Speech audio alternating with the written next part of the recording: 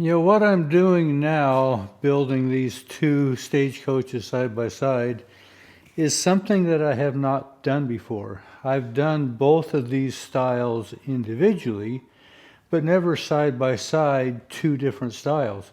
So things keep showing up, and it's interesting to see the little variations in the body styles, even though overall they're going to look pretty close. So I've got these rib cage framings kind of laid out. They aren't all exactly fitted yet. I've got to do that.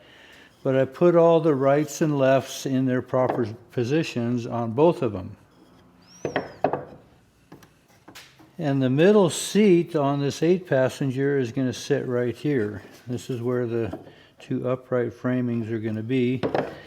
Well, through this area here, we're fairly flat.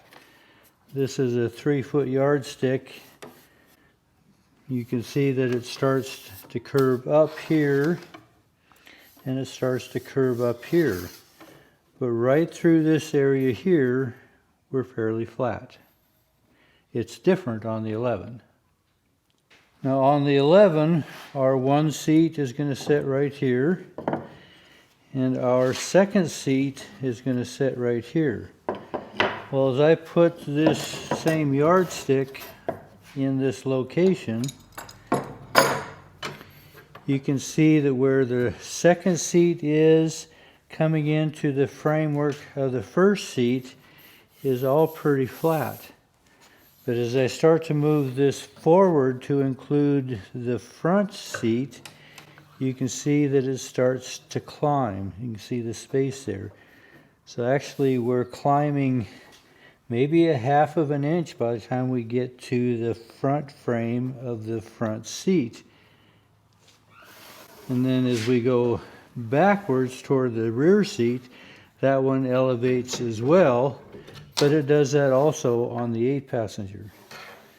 So I think on this 8-passenger, I can go ahead and mount my framework, crossbars, all this other framework, and we're going to be fine.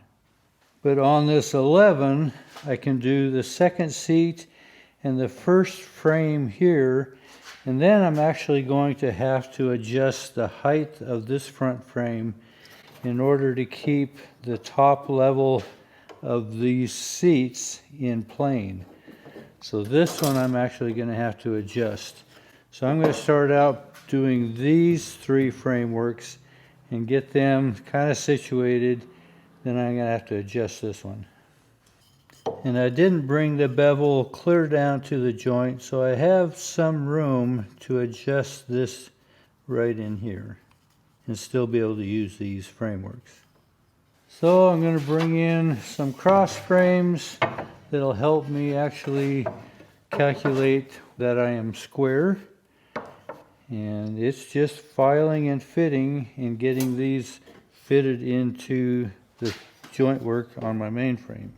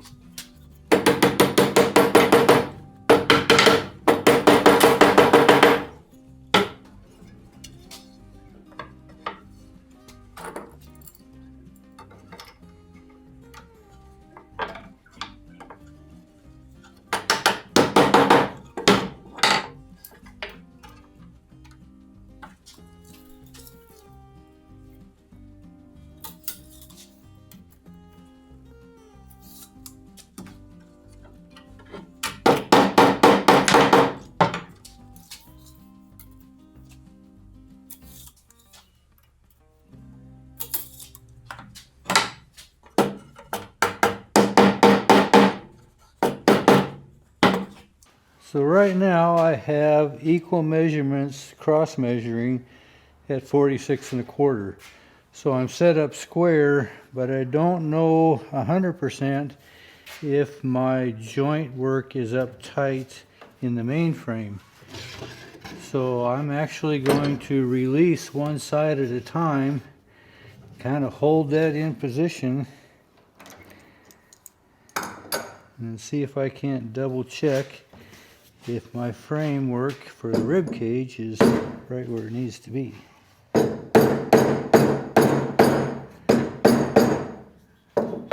That one is staying right where it needs to be, so that one's good and tight. So this one seems to be in plane here, but I'm going to check it as well. I think we're pretty good right there. So I think I can put a screw in the bottom framework here, and I'll just clamp the top, and these will be dry runs, so I can do the next one up. I have just a little bit of daylight. Evidently I'm tight on the inside and not on the outside. So I'm going to do my hacksaw fit. Wasn't much. So that looks better.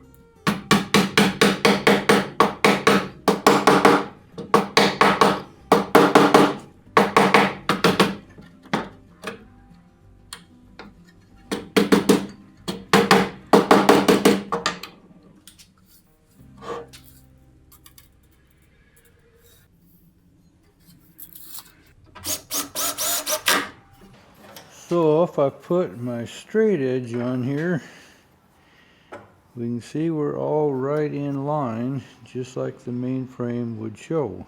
So now I'm going to put in the front framing of the front seat just to see how much difference in elevation we need to drop this.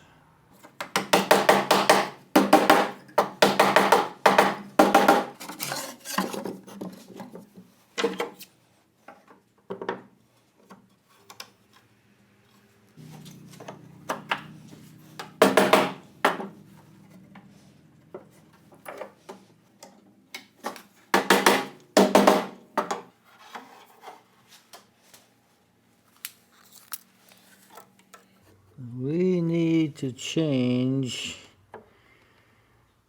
about 9/16. That was the left side. If I check the right side,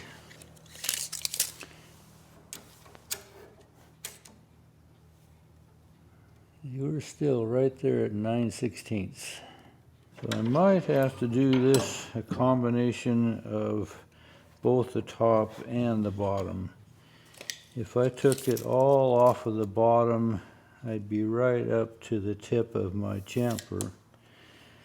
So if I took maybe 3/8 off of the bottom, then I could take another maybe quarter, a little less than that, off of the top, and I'll still have enough room to allow for my chamfers. But thinking about this, I need to keep this joint in line with the other joints on the other framework. So I'll have to take actually a minimum up here and take the majority of it down here. So I need to drop this joint here as well to come down and line it up with the rest of them. So before I get too carried away, I have been known to miscalculate. So I'm going to put just a dummy piece in here to line up with my joint in front and find out just how much I need to drop that. And as it sets right there, this joint in the side needs to come down about 5/16 of an inch is all. And I also have a crooked joint here because this is on the curve going up. So I'm going to take my hacksaw blade and fit that, which will drop this. So I may only be 1/4 of an inch off here.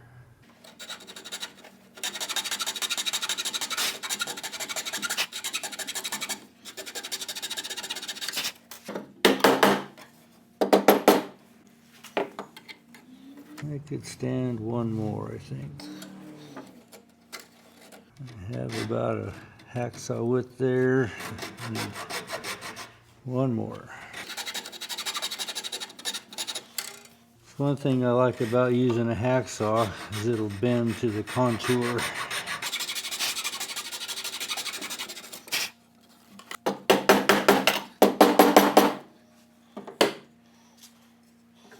So now if I check my joint here, that alignment, I only need to bring that down 1/4 of an inch here.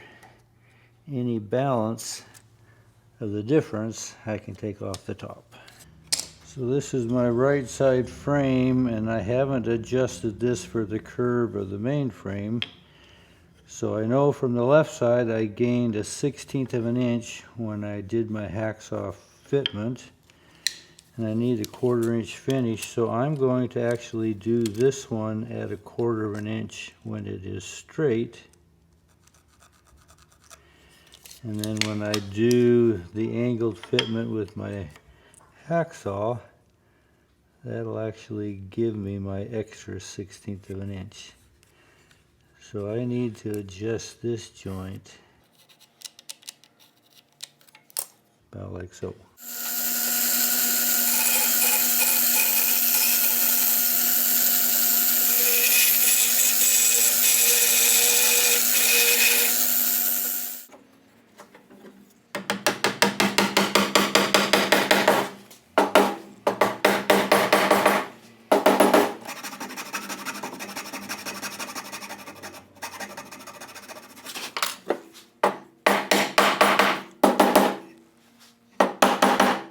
So I have both sides adjusted, and we seem to be just right in line. This right side works out well too. I am pretty square. I'm just a little under 46 1/4, which stands to reason since I dropped it just a bit. And as I run my straight edge across them, we're going to line up with the seat heights as well. So the last part of these seat frames are these frameworks that go between the front and back on each side. Remember, I beveled these, so there's a top and a bottom to those. And they're going to fit in about like so. And they go on both sides. So I don't see any reason why I shouldn't be able to glue this together. I think I'm going to do exactly in the same progression as when I dry fitted it. I'll take it apart and put these upright of the rib cage in, and then use these cross frames to make sure I've got everything squared up, and then just go corner by corner. You know, this is a very common style three-way corner that is found in a lot of carriages. But I think I have all our measurements correct. I think I'll glue it up. I get partway through this, while glue is drying, I may do the seat assembly on the 8-passenger as well.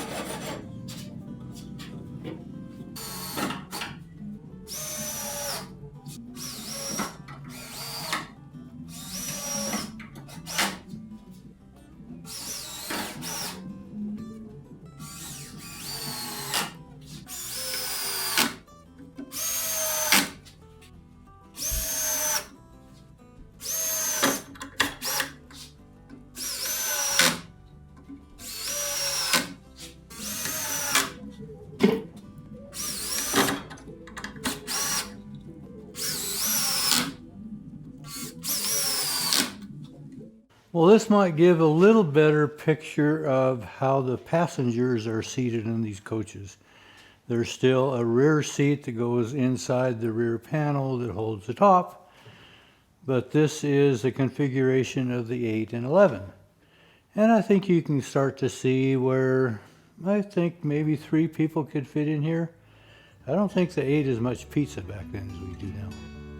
Anyway, appreciate you coming along. Thanks for watching.